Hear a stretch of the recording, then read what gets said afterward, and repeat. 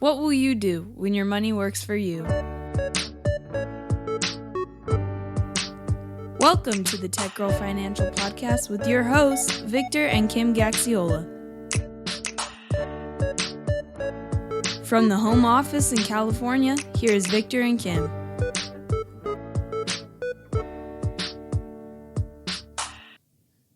So in our introductory podcast of the 5th season, we mentioned, Kim, that we were going to be bringing to our audience a series of amazing guests and people who are experts in their fields to share their thoughts and insights on how the world has changed.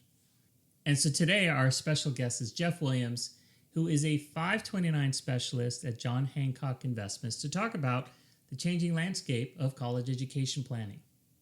I'm looking forward to this conversation with Geoff, and I have been for quite a while because I know things have changed this past year from how to get into schools. It looks a little different now, and how to pay for schools, as well as I just think that people are having a bigger awareness of the return on investment. And that is to say, we need to be making good choices for the financial future. And that means we need to be much more discerning about where we go to school, because where you go to school will determine your financial future in terms of how much it's going to cost, how much you can afford, how many loans you need to take out, and really set you up for the rest of your life. So obviously, Kim, there's a lot to unpack on this subject, and we're fortunate to have Geoff join us. And so without further ado, here is our conversation with Geoff, 529 specialist from John Hancock Investments.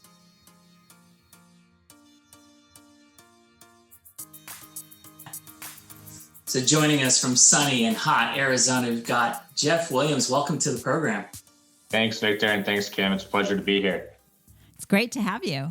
Yeah, thanks. I appreciate the opportunity to talk to you guys about education savings today. It is a hot topic when it comes to education savings, and we know we've been through a number of different changes in the last couple of years. And before we dig deep into that subject, which I'm sure our listeners are going to be really enjoying the information and content, can you tell us a little bit about yourself, a little bit of your background? Sure. So I grew up in Central California, about an hour south of Fresno, went to Chico State, and moved out to Arizona in 2001. I've been out here in the heat since for going on the last 20 years now. And I have an 8-year-old son, Joe. So education savings is near and dear to my heart. Been in the industry since 2008. Perfect timing. Get into the financial industry right in the heat or heart of the crisis. Worked at Schwab on their options and equity desk for a while, and then realized that wholesaling was my passion, and took a job at another firm for a while, and realized that 529 was kind of an underserved area of the marketplace. And ultimately an opportunity came up with John Hancock when we opened our desk out here in Arizona, and I've been with the firm since 2016. Mm-hmm. Mm-hmm.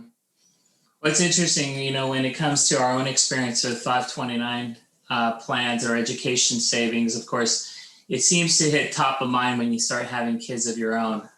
We had our daughter 19 years ago now.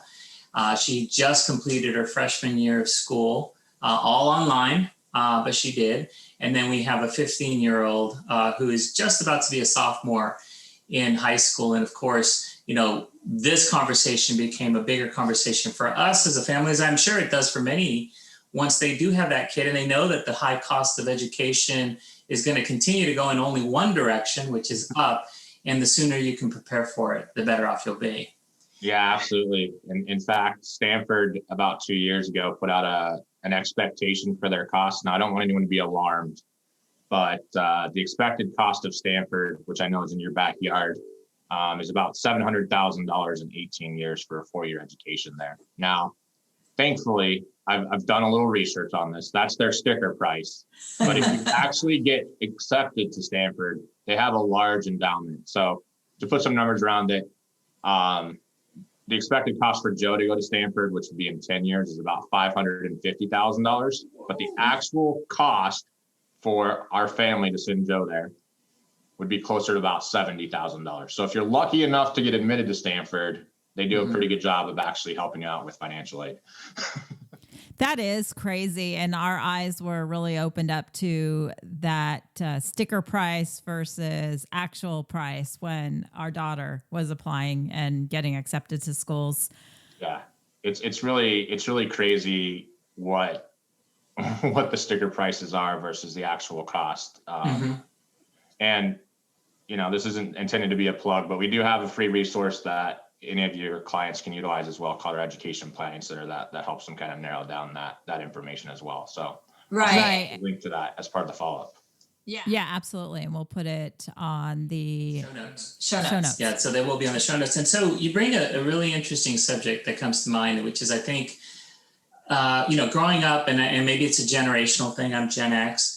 And I think that this was the case for many of the generations that may have followed, was that going to college was really never an option for me. I mean, growing up, my parents started savings. At the time, it was CDs, really more, because that was a way that they could put it in and know that it would very likely be safe. But what I was driving at is that from a cultural standpoint, it was like, no, you are not going to be completing your education until you at least get a bachelor's degree. And I think that that's the case with a lot of my peers who graduated. I'm dating myself. I was class of 93 at UCLA. So this is a way back, of course, like I said, Gen X. However, I think in the last couple of years, and I don't know if it's because of these entrepreneurs who have done really well in the space, that conversation about evaluating the value of going and getting a bachelor's degree, is it worth it, from the standpoint of what your opportunities could be in the job market, or if you were looking to strike it on your own your own business or be an entrepreneur. Yeah, I think it's a great conversation. I mean, there's obviously data out there that shows that if you have a bachelor's degree or master's degree, PhD, that you're obviously going to earn, on average, more money than someone with a high school diploma, right? But ultimately, it comes down to, what is the return on investment? I mean, we just talked about Stanford being, $700,000 in 18 years. How long does it take you to pay for that education, right? So I think things that really matter, and in fact, I was part of a keynote symposium, call it 3 years ago, where one of the other speakers made this point: the biggest financial decision that a 17 or 18-year-old will probably make up to that point in time in their life is where they get their degree from. And he made this point. So he applied to Northwestern, which at the time had the 24th best engineering program in the nation, at a cost of $60,000 a year. He also applied to Ohio State University, which had the 26th best engineering program at the time, at a cost of $10,000 a year.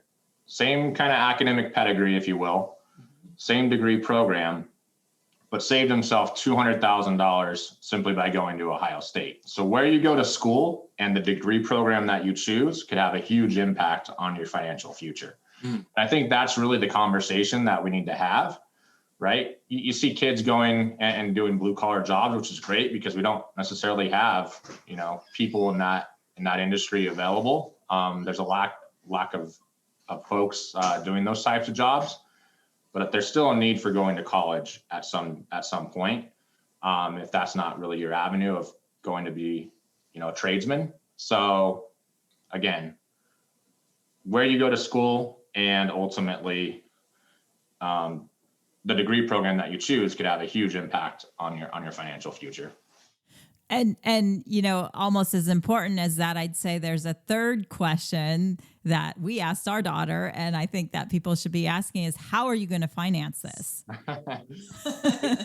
Yeah, I mean, there's a reason that we have $1.4 trillion of student loan debt out there. Yes. And ultimately that doesn't lead to much success. It leads to potentially crisis. But with that, yeah, I think that's really a big part of the conversation that often gets looked is, how are we going to pay for this, massive bill? I mean, again, not to harp on Stanford, but $700,000, that's more than my house cost here in Arizona. Yeah.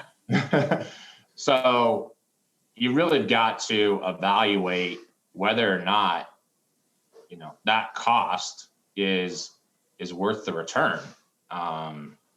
So yeah, I think some great ways to start, having the conversation about how are we going to fund this is obviously start early, right? And this is kind of a cliche thing, but it takes a village to raise a family, right? So if you can get grandparents, aunts, uncles involved in helping save for education, that's a big thing too. And then we talked about call it $4 trillion of student loan debt out there, but there's also 1.9 billion with a B dollars of unclaimed scholarship and grant money each and every year. So there's money available. We just, have to utilize resources to help uncover some of that. Mm-hmm. I like what you had to say as far as in looking at this, building it as from a village standpoint, because I do recall when our daughter was reached a certain age, or our son reached a certain age, usually about 7 or 8 years old, it was just like, well, how many more Lego sets could they possibly need? I'd much rather that contribution or the money that you would have spent on that to go directly to something that we know they're going to use, and that is when they go to college, to their education savings. Yeah, so. Absolutely. I don't know how many more Nintendo Switch games my son can acquire, how many more Lego sets, as you said. So yeah, I make that encouragement for my family as well. Mm-hmm. Hey, maybe give him one smaller gift, and then contribute the rest to his 529 where it can be utilized later on down the road. And it's interesting what you have to say as far as making that decision as to whether or not you go to Ohio State or Northwestern or, private versus a state institution, and the cost where when in the end, the BA or the BS degree that you're receiving is the same. I mean, from the standpoint of what it is, it's a Bachelor of Science from one school is still a Bachelor of Science from a different school, and just how much, I guess, premium value are you placing on the actual institution.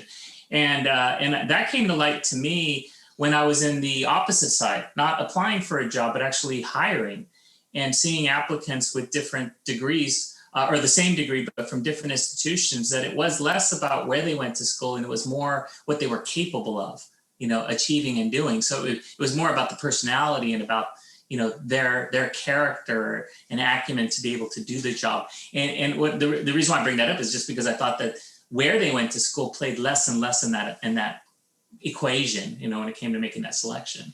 Well, and in the end, it doesn't matter. You would never have known if the person transferred there after 2 years to get the BA or BS at Stanford or whatnot, or if that person went 4 years. What difference does it make? Yep.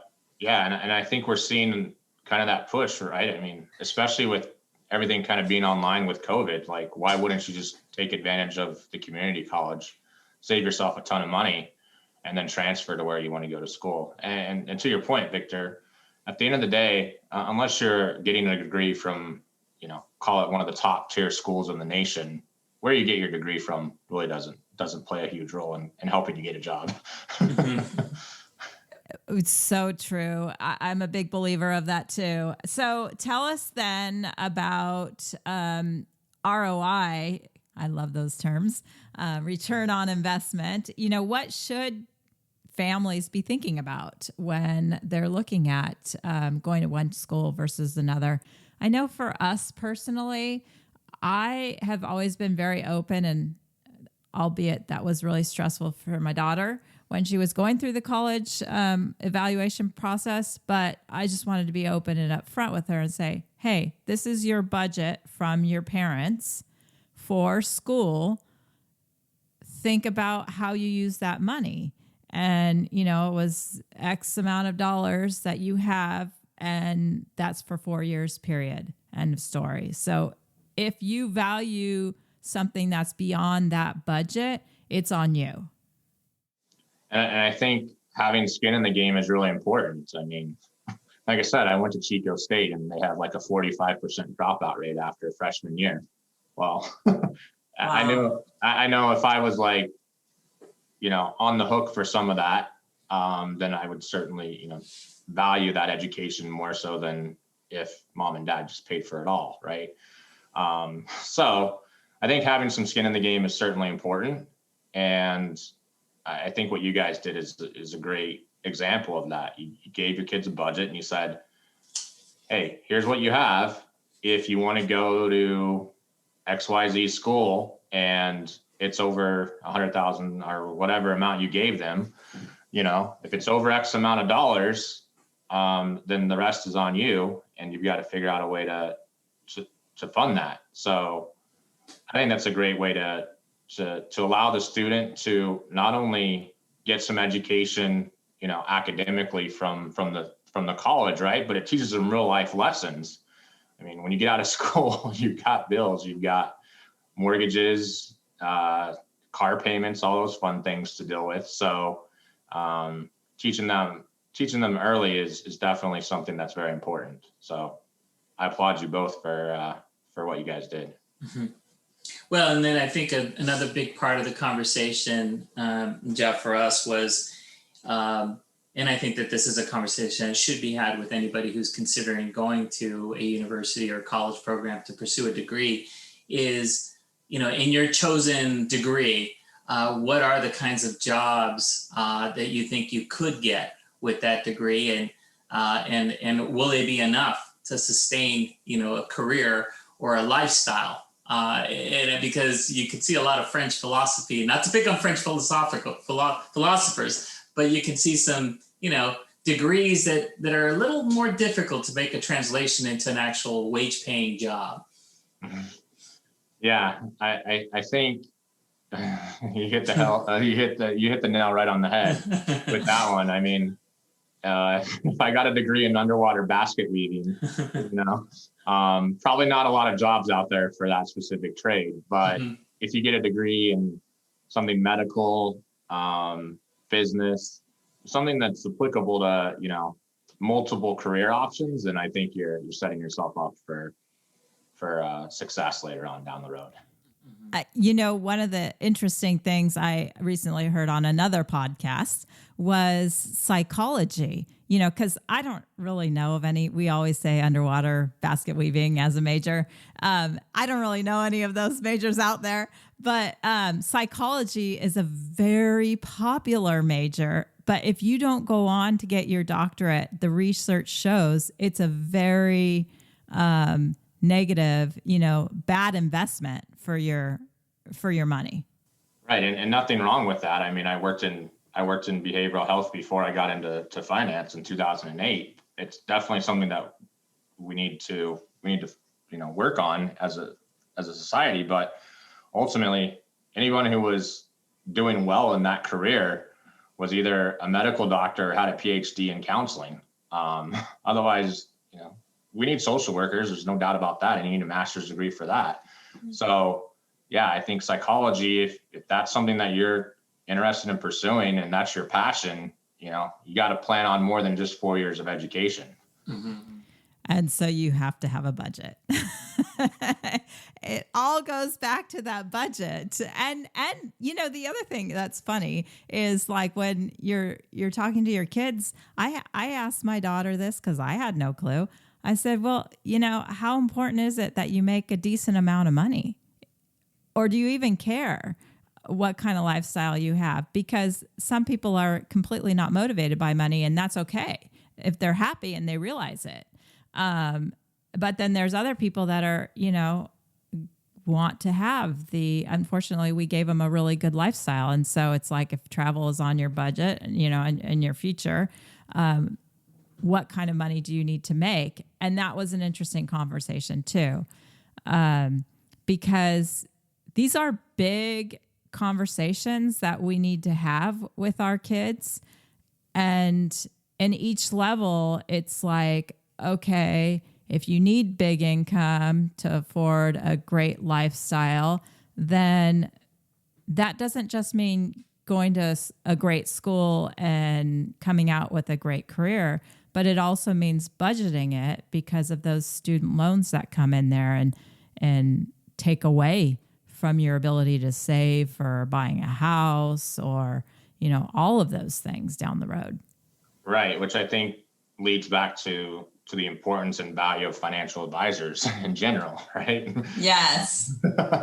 we need, unfortunately, I feel like the education system in general doesn't do a great job of preparing, call it our youth, for the endeavors that they're going to go upon after they graduate from school financially, right? Like they teach you how to do spreadsheets and, corporate finance, but at the end of the day, personal finance is not something that's really taught. And I think that's where having a good financial advisor like Kim and Victor on your side can really help you out, and help lead to those conversations of setting yourself up for, if you do want to have, a nice lifestyle, how to prepare for that. So I know that's a shameless plug, but hopefully that helps.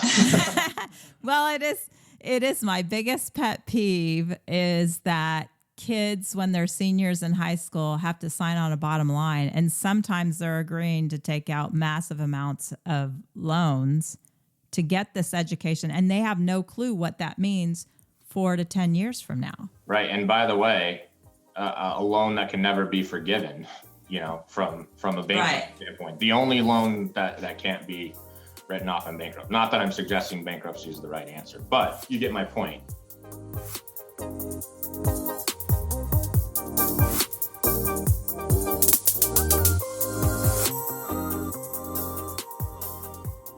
Okay, Geoff, so we've talked about the whole high cost of going to school and making good decisions about where you go to school so you don't have as high of a cost as you quite possibly could have if you weren't keeping your eyes open on the financial side of it.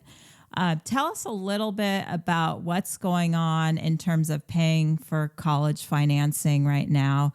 How much of this is by loans or by parents or by students? Can you kind of give us an idea on that? So I wish I had numbers specifically around that. But I will say that being a 529 specialist, there's a study out there that only 30% of Americans understand what a 529 plan is. So I think as an industry, we need to do a better job of educating folks on some of the benefits of 529. But obviously there's other ways to fund college outside of, traditional 529 plans. Some people set up UGMA accounts. Some people use life insurance. There's an array of, opportunities of ways to pay for college. Hopefully you can offset some of that with scholarships and grants. There's a lot of unique scholarships out there. I'll just give you a few examples. So there's a fantasy football scholarship as an example for $5,000. People probably don't even think about that. I grew up in, like I said, in Central California. My dad grew grapes for winemakers. There's an $8,000 scholarship for, dependents of winemakers, just as an example. But there's a lot of money out there that people don't think about. So I would implore folks to spend some time taking a look at scholarship opportunities. And then starting early and saving, right? As Albert Einstein said, the eighth wonder of the world is compounding interest. So taking advantage of compounding interest, tax deferred growth, and tax-free distributions is always a good opportunity as well. And I would say it's never too late to start. I mean, even if you have a kid, as an example, starting school later this year, right? It doesn't mean that you can't put some money away to maybe help with junior and senior year, as an example. So instead of going to Stanford for all 4 years, maybe they go to community college, allow some of the assets to continue to grow for the junior and senior year, just, as an example, as some ways to get creative around that. But yeah, there's a lot of ways to pay for education. It just, again, it goes back to the importance of working with someone who has expertise in that field. A financial advisor is an example. Like, you have to have the conversation. And I think it's an important conversation to have early, as opposed to waiting until the last minute. Absolutely. And it's funny because some of our clients that started working with us initially started when they had that baby and they were going to think about college planning. What do I do for? And those are the great parents that are starting so young to do that. Yeah. It's it's definitely a scary number to look at as a parent, right? I know it is. And, we can run those numbers for clients. But realistically, it's like at the end of the day, you have a certain amount of income. And even when you look at that income, you have a certain amount that you can put away for school, for college financing. So I always tell people, put away what you can.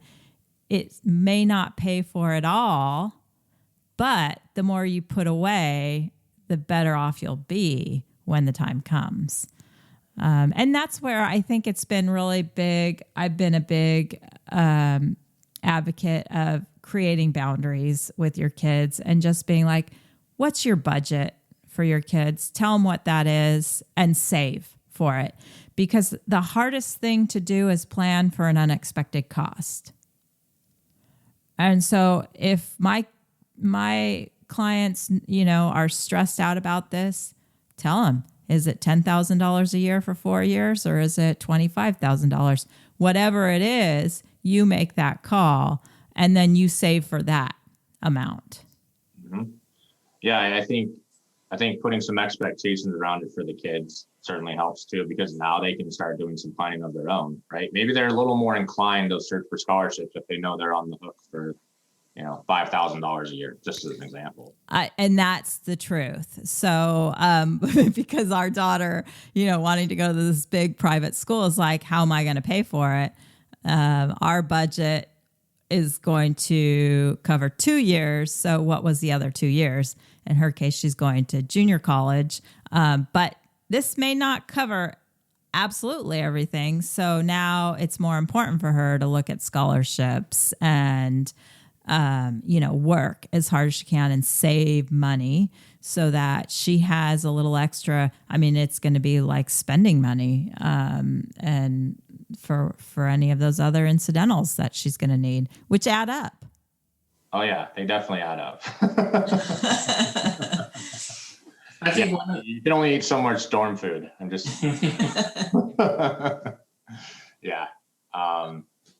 I agree. Putting some parameters around it for the kid and going back to the fact that they have some skin in the game, really, I guess it creates a motivating experience, right? Oh, right. I'm not only going to pay for this amount. I guess I better figure out a way to find some additional money, as opposed to graduating with student loan debt, which can, it could have a huge impact on somebody's life. Because I mean, if you're saving money and call it an IRA every month, as opposed to paying $300 a month on student loan debt, right? That makes a huge impact on your future. So, right. And what's happening in the college world in terms of financing too? Since we've had the pandemic, I know there are a lot of colleges that are suffering, and as they suffer and compete with other colleges, it's as if they're competing with those dollars. So do you have any idea, the current trends on the price of school? Is it kind of staying about the same right now, or are they hitting higher costs? Well, I wish I could say that they were reducing costs. They're not. On average, over the last 10 years, inflation on college education has gone up about 6% annually. So it's one of the highest inflated consumer goods out there. But I think that colleges are taking a step back and realizing, okay, maybe we need to temper a little bit of this. So as an example, I talked to somebody the other day and their tuition bill went up 1.5% this year, as opposed to the 6% that they were kind of accustomed to seeing. That's just one example. And obviously every school is going to do things differently, but I think they're slowing a little bit, but I wouldn't expect the trend to change of them increasing cost. At the end of the day, the student loan servicing industry is going to allow you to basically borrow as much as you want. So schools are going to take advantage of that. So if there's supply of money, then they'll just keep, and that's what a lot of people have said in the past. The reason why college costs have go up so much is because of the fact that there's plenty of money to borrow. One interesting thing to note, though, is one of the private schools that my daughter had been accepted to, she really loved the program, but that program was going to run 4.5 years. And they told her absolutely no, you cannot transfer in. You have to start as a freshman. And now they're offering transfers. Yeah, I think schools are obviously trying to get more creative, right? Let's be honest. Yeah, as we started off, right? Like, what is the value of an education? And I think that question is coming up more and more for kids. So schools have to find ways to get creative to attract students. So to your point, that's just one example. You know, they're now accepting transfers as opposed to you have to be there all 4 years. And that leads us to an interesting thing that I had heard on your call, on the John Hancock call, was this whole idea is as colleges need to be reaching into a bigger pool, because that's why they've opened it up to transfers, they're also holding back on some of the former criteria, which were the SATs and the ACTs. So could you talk a little bit about that? Yeah. So you may have seen the bill or the legislation that passed in California. Over the next 5 years, they're phasing out SAT and ACT completely. I'm not suggesting that's going to be the case nationally. But a lot of schools are going what they call test optional, meaning that if you have an SAT or ACT score and you want to submit it, you can as part of the application. They're not requiring it. Now, that might change, but that was certainly something that transpired during the COVID era because it was tough to take a test, right? So we're seeing that trend. And for higher tier colleges,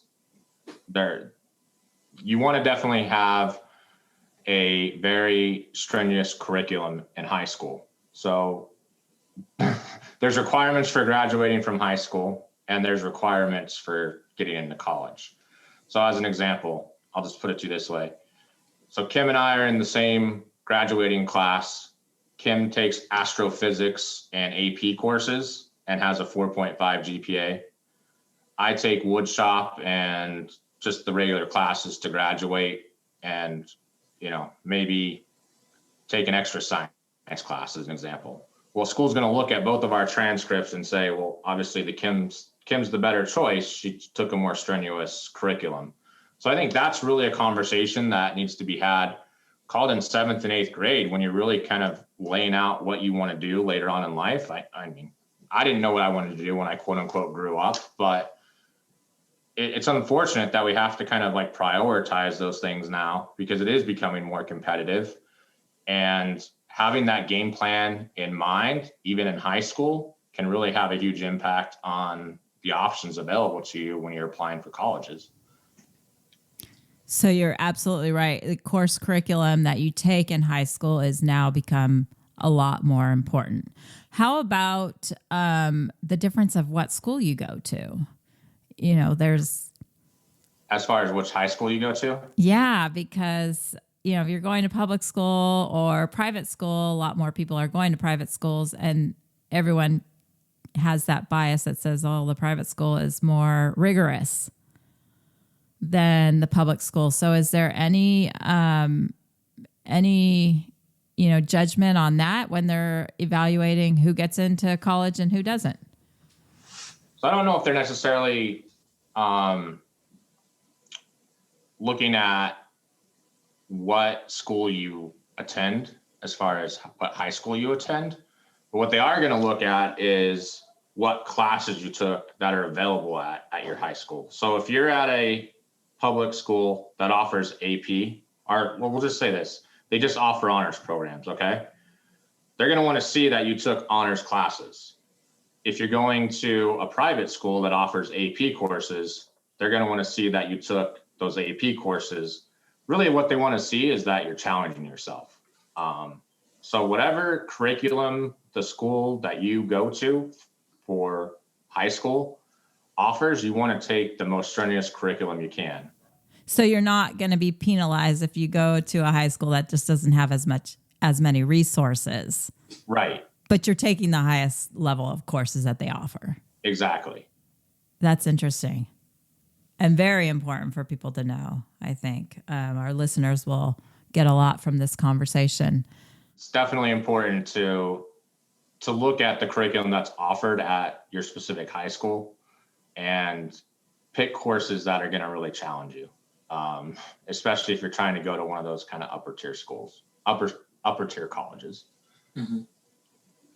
Yeah. So far we've been talking a lot about areas that people can control.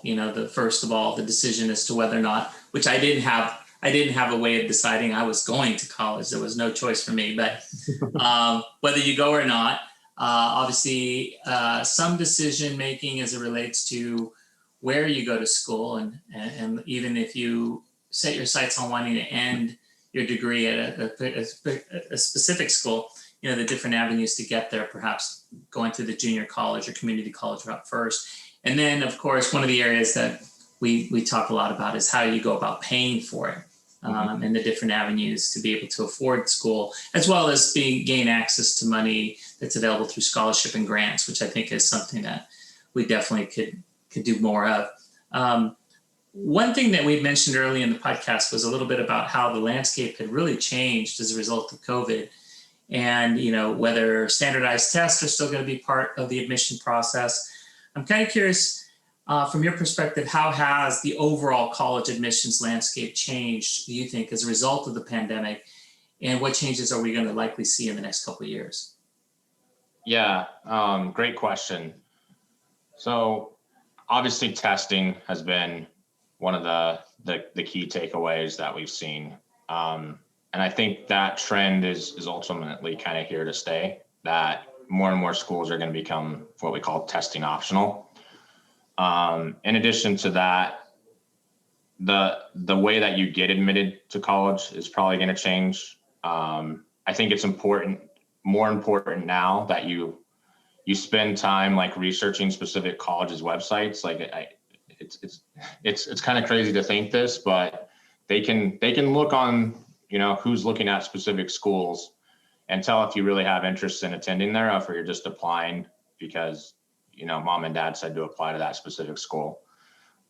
So showing interest in that particular school, and then extracurricular activities are going to be important too. Now, I'm not suggesting that you need to be like the captain of the football team or the head cheerleader as an example, but what did you really do to differentiate yourself? So as an example, in COVID, were you a student who helped, tutor kids on Zoom, or were you a kid who played e-games as an example? I mean, that's a bad example, but you get my point. Mm-hmm. Like, you really want to have like a well-rounded student. That's ultimately what colleges are looking for, is well-rounded individuals. So how are you contributing to the community in your extracurricular activity? Are you taking rigorous coursework? And then what do your letters of recommendation look like? And letters of recommendation are a whole other thing. You don't necessarily want a teacher to write a letter of recommendation that says, Geoff is great, he does all his assignments on time and this and that. You really want them to kind of elaborate about you as a person and what you do to go above and beyond to help your classmates and your community, things of that nature. Mm-hmm. And it's important to reach out to those, teachers that typically tend to be a little more popular, and ask them to write a letter of recommendation on your behalf early, because if you wait too long, they may not be available to write that letter. So it sounds like they're looking at the whole person a lot more than just the numbers. Yeah, I would say that would be a great way to surmise my long rant there. Yeah, no, it is interesting. And I think another thing that I had heard was now that your essay becomes a lot more important as well, because again, they're looking at you as a whole person. Yeah, essays are going to be important too. Thankfully, I didn't have to go through that process. As long as I had a certain GPA and a certain amount of SAT score, I was going to get in. But yeah. Seriously, I think this job has gotten a lot harder for college recruiters and admissions staff. And I think about everything that Geoff, you're sharing seems to suggest that the application really would want to be robust with differentiators, things that set you apart, because I know, or at least my understanding is that admissions officers will likely look at an application, for a short time period. It's not like they're really reading through it really quickly. So it needs to really pop off the page, I think, to just like in a job application, you just kind of need to jump off the page a little bit. And the things that set you apart are going to be the things that catch their attention. 100%. I mean, it's becoming more like a job application than what you and I experienced when we were, applying for college. So you're right. You want to have differentiators. What really makes you stand out comparative to anybody else who's applying is really where we're at in today's environment. And more than once I've heard what you were suggesting, and that is that, admissions officers and the personnel at universities, that's exactly what they want, is a very well-rounded, diversified student body representing, people from all different walks of life, backgrounds, experiences, and contributions. So if you could be part of that, it's like putting a puzzle together. You need all the right pieces. I think it's just like how we were told boys make their sports teams, back in first and second grade, while girls were making their teams based on who they liked and who were their friends. The guys were, picking the best person to play each individual position. And I think that the colleges are now doing that so much more too. It's like they need innovators, they need leaders, they need entrepreneurs, they need motivators. They need it all on their campus to be to have that diverse effect.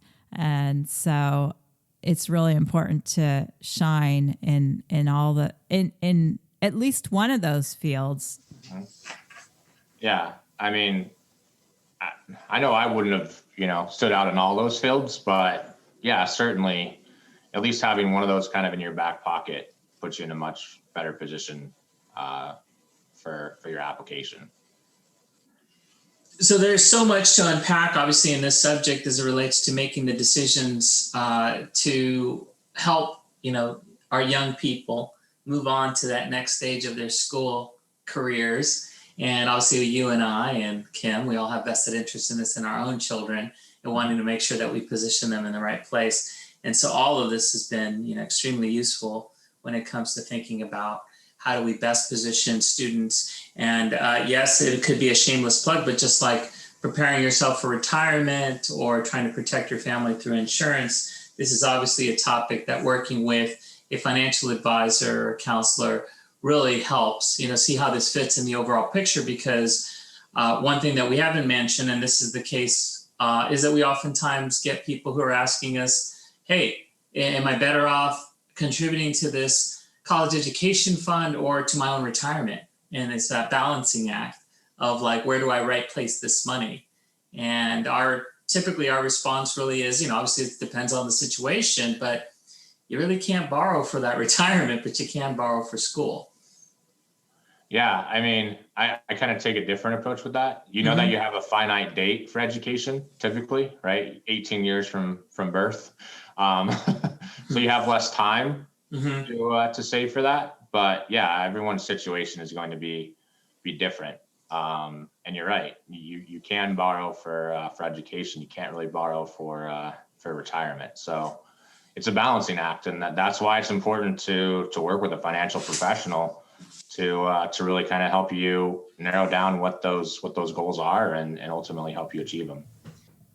And you had mentioned that stat earlier about 30% knowing what a 529 plan is. That's unbelievable, especially in this time where we're seeing taxes go up. I think everybody can agree that we are going to see in the next couple of years our tax bill go up. So anything we can do to be able to save in ways that make our taxes a little less is something we all should be aware of. Yeah. I mean, we didn't really touch on the benefits of 529, so I'll just briefly go through them. But money goes in after tax. So much like a Roth IRA, you pay taxes on the seed, but you can take, distributions out of a 529 for qualified expenses, tax-free. So you pay taxes on the seed, but you get the tree and the fruit for free, which in a really bad analogy, but, anytime that you can put money away, allow it to grow tax deferred and come out tax-free, it definitely can make a big impact later on down the road. Mm-hmm. And it seems like these plans are getting the amount of places or applications that you can use the funds for are broadening out as well. So if your child does decide to go through an apprenticeship, be a plumber or electrician or something like that, we can apply these funds to those trade schools as well. Yeah, absolutely. And not just in the US, internationally as well. We've had folks go to Europe for culinary school, just as an example. Golf academies out here in Arizona, flight schools, things of that nature. Maybe ways that grandparents or parents use the money too later on down the road if there's money left over in their 529. Yeah, and I was going to say, and that's an important differentiator, because I think a lot of people do find it surprising that when an individual opens a 529, it's in their name for the benefit of a child. And so when that realization comes to light, it opens up more doors and more avenues for the use of that money, so that if a parent opens up a 529 for their child, and then by the time the child reaches the age of 18 and decides that they want to go to school or not go to school, or they don't use all their funds, that money is still available for another beneficiary. And sometimes it could be the account holder, as you said, would want to go to culinary school or do some additional education. Yeah, exactly. The benefit of a 529 is you never give up control of your asset. I was the benefactor of UGMA Nutma accounts, and we'll just say that there was a lot of extracurricular spending at Cheetah. I'm not too pleased about. So a midlife career change for those who are holding those 529s and kids don't use them all is an option as well. Yeah, grad programs, PhD programs, that's all useful for 529 assets. You mentioned apprenticeships, vocational schools, and you can even use it now for up to $10,000 of student loan debt. So if you have some money left over in your 529 after your kids are done and you still have some of that student loan debt, you can write up to $10,000 out of your 529 for student loan debt now as well. And I just think I may need to put some money away for myself for my culinary school when I get older. When I grow up. Yeah, and don't forget, as long as you're a half-time student, you can use it for room and board expenditure as well. So that just opened a whole nother door. That's a whole other podcast, right? Well, that's good. Well, Geoff, this has all been really great information. And I know we mentioned a link earlier that we'll add to the show notes, but if people wanted to learn more or connect with you, what are some of the additional resources that they can do that? So shameless plug, jhinvestments.com has a lot of useful information on 529 specifically, saving for education. There's calculators on there. But I would think ultimately the best way to open up these conversations is to reach out to both of you, to open the conversation about education savings. Kim and Victor are a valuable resource, and ultimately they can help you at least address the initial questions. And if you have more complex questions, they can connect with me directly and we can get them answered for you. As one of the people that I work with so delicately says, all I do every day is talk about education savings, and I must, live the most fascinating life of anyone out there. So start with Victor and Kim. Lots of great resources online about saving for education. Savingforcollege.com as an example is one that I often use myself. The Education Planning Center, which we'll include a link to as part of the show notes. And then jhinvestments.com has some great resources as well. And I think that software that you're mentioning in the education planning is very valuable. I know I have referred a client of mine to it, and they really appreciated it. Yeah, it helps with three things. Helps you identify the best educational institution, get accepted that institution because it has acceptance rates on the website for you, so you know exactly where you're at as far as your academic profile goes, and then also helps you uncover some additional assets in the forms of grants and scholarships. So a great resource that's available to you, and you do not have to have a John Hancock 529 to take advantage of that. So yeah, just a great value add resource available to folks. That sounds great, Geoff. Well, that's excellent. Well, thank you so much for joining us on the Tech Girl podcast, Geoff. We really appreciate your time today. Absolutely. It was a pleasure to be here.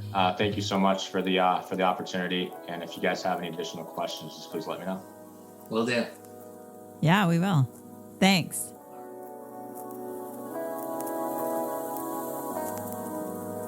So that was our conversation with Geoff, and there was certainly so much there. What I really enjoyed was thinking about the different elements that are being considered now when it comes to college admissions. And I think that they have always been considered, but when you take away the SAT, or at least in California, SAT or the ACT or some of these standardized tests, it really is looking out for that composite, the entirety of the individual, of the student that is looking to come to the school. Yes, and we love to have these conversations with our clients, so do get a hold of us. The Education Planning Center that Geoff mentioned on the call is a very valuable resource that can be an asset when you're doing that college planning. Yeah, and if nothing else, to spark the questions and getting some answers and getting some ideas of what it actually does cost to go to Stanford versus Pepperdine, or versus, let's say, one of the schools, the public schools, either here or out of state. There's so many things to consider. And as Geoff had said, this is why you want to have this conversation as a family. Understand from your kids what it is that they're looking to accomplish by going to college, and then what their world could look like after college. Exactly. So as Kim mentioned, this Education Planning Center is an amazing resource. I think we're going to invite Geoff Williams back to the program and perhaps do a webinar where you can kind of walk through and provide a demo of what this looks like to help answer some of these questions that you might have. But in the meantime, if you're interested, definitely contact us. Absolutely. So again, thank you so much for being part of the Tech Girl Financial Podcast. We hope that you are finding these podcasts with special guests enlightening, providing their individual insights in these areas of study. And of course, we are always open to suggestions for any specific topics or speakers that you think would be great on the show. Love to have them here, have a conversation, and we all learn through this process. That's right. Thanks for listening. We'll see you next time on the Tech Girl Financial Podcast. If you have questions, comments, or suggestions for future shows, please send an email to victor@techgirlfinancial.com or join the conversation on Twitter using the hashtag AskTGF. We also encourage you to follow us on the Tech Girl Financial page on Facebook and connect with us on LinkedIn. Investors should carefully consider investment objectives, risk, charges, and expenses. This and other important information is contained in the fund prospectuses, summary prospectuses, and the 529 product program description, which can be obtained from a financial professional and should be read carefully before investing. Depending on your state of residence, there may be an in-state plan that offers tax and other benefits, which may include financial aid, scholarship funds, and protection from creditors. Before investing in any state's 529 plan, investors should consult a tax advisor. If withdrawals from 529 plans are used for purposes other than qualified education, the earnings will be subject to a 10% federal tax penalty in addition to federal and, if applicable, state income tax. Securities offered through registered representatives of Cambridge Investment Research Inc., a broker-dealer member FINRA SIPC. Investment advisory services offered through Cambridge Investment Research Advisors, a registered investment advisor. TechGirl Financial and Cambridge Investment Research Inc. are not affiliated companies. Discussions in the show should not be construed as specific recommendations or investment advice. Always consult with your investment professional before making important investment decisions.